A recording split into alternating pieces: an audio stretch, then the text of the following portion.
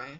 Hey everyone, this is Too Big Kim from TwoBigWomenOnACouch.com, and I'm here with my good friend now, Trish, who goes as, is it Trish's Inbox on YouTube? That's it. That's Absolutely. it. So we want you to go ahead and check her out on YouTube. And this is her son, Nicholas, and Nicholas is 4 years old, and he's a handsome fella for sure. Hey Nicholas, how you doing, baby?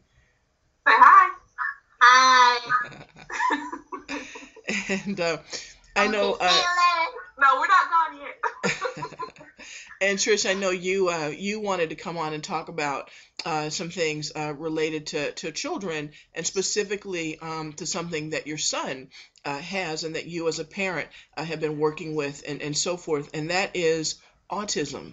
And I Right. think that there are many, many parents out there. I know quite a few actually in my own life who have young children that have that, and they continue to try to find resources and work with their kids as they as they grow with this particular thing that they're dealing with called autism. I also have an adult friend who actually who's autistic as well, and so this is something that has been very much on my mind over the past few years, and I'd love to learn as much as I can. So thank you for being here and for being willing to share. So I'm going to just kind of turn it over to you, and then I've got a ton of questions, but I thought maybe you could just open up and tell us why you thought it was important to make this video. Well, one thing is noticing the signs in your child. When Nicholas was about, I want to say about 14 months old, he had just had his shots. And it was probably a few weeks later, he had 2 seizures. Now, I went to my doctor and told him about the seizures, and he told me that they were night terrors. I did not agree with that because I saw what happened with my son. His eyes rolled up in the back of his head. He kept moaning for a long time. But the doctor kind of wrote it off as night terrors. Right after that, prior to that, Nicholas had just started saying mama. And right after that, he just stopped speaking altogether. And I knew there was something wrong. He should be talking. He was not talking at all. And I started doing my own research. And from what I saw, it was autism. So I brought that up to his pediatrician, who pretty much blew it off and said, well, we'll wait and see when he's 2 years old. We'll see what happens. Well, I didn't want to wait. And every time we went to a doctor's visit, I brought it up. He kept saying, we'll just wait. Well, I decided not to wait. I went ahead and had him tested on my own, and which the diagnosis came back that he was autistic.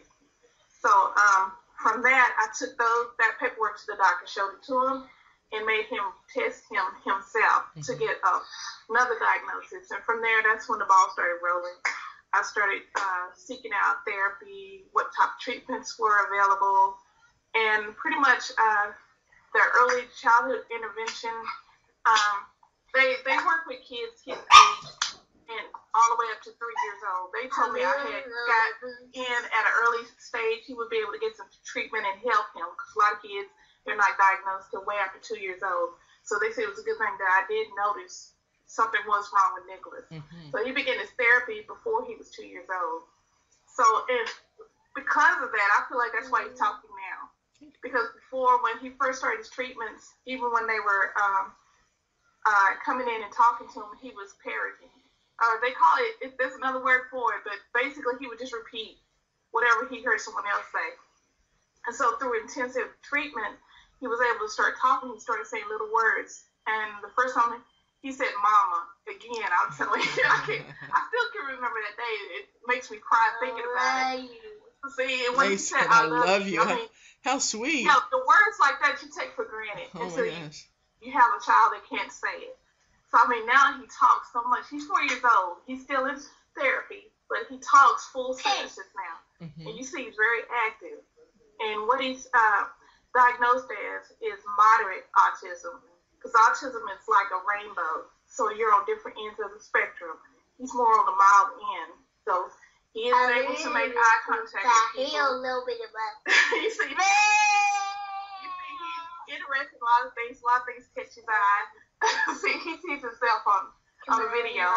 He also has a very high IQ, which he has a photographic memory. He's able to read.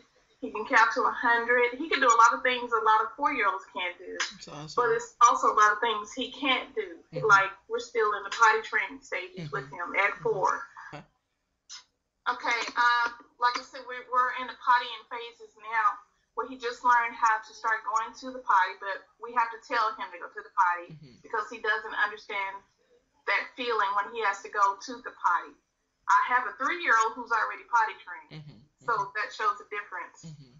I hope he didn't mess up the video.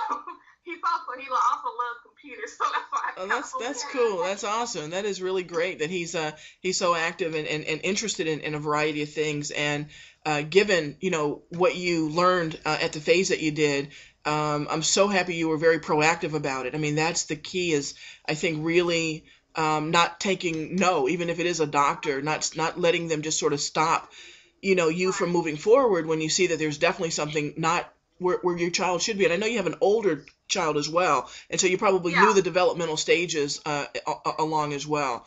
But good for you for being a very proactive mother, doing what you had to do to kind of get to getting him tested and getting him the support he needed. Because it sounds like you were kind of close or pushing close to that 2-year mark. So that was, that was a blessing, really.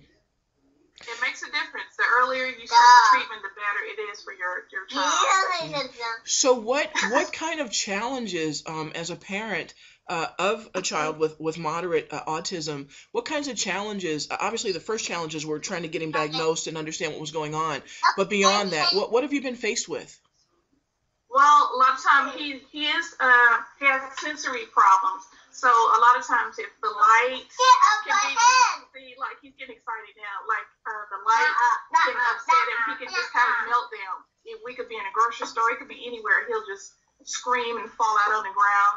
If noises are too loud or he doesn't like the sound of someone's voice, he'll have a fit and he'll hold his ears. It's called cupping. He'll cup his ears and he just won't respond. Like right now he's real antsy. So, because his attention span is only like, I would have to say maybe a minute. Sure. And then he's on to something else. Okay. So it's just things like that. So it kind of limits what I can do. We don't go out a whole lot because we try to take him to a movie every now and then, but it's really hard. But you don't want to just keep him locked up in the house all the time. You want him to get out and be with other people. But it's a challenge because people look at you like they can't see what's wrong by looking at him. They just assume, well, why is that child laying on the ground screaming? What kind of mother is that? What's wrong with the parent? Yeah, assumptions that people make, right? Exactly. Right.